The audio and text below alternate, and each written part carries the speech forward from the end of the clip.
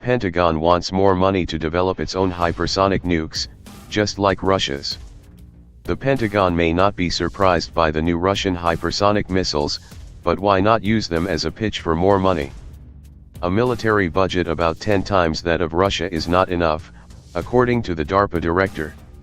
Asked by a gathering of journalists on Thursday if the United States is spending enough on its own hypersonic missile program, Stephen Walker, the director of the Pentagon's Defense Advanced Research Projects Agency, DARPA, replied, "I would say no.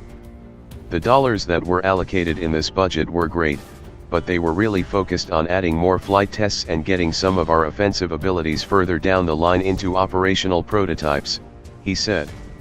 "We do need an infusion of dollars in our infrastructure to do hypersonics."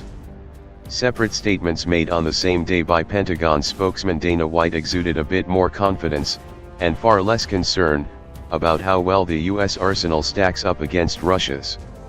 "We've been watching Russia for a long time.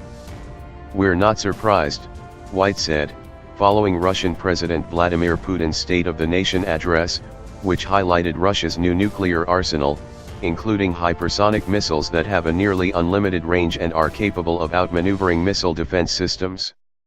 "America is moving forward to modernize our nuclear arsenal and make sure our capabilities aren't being matched," White insisted.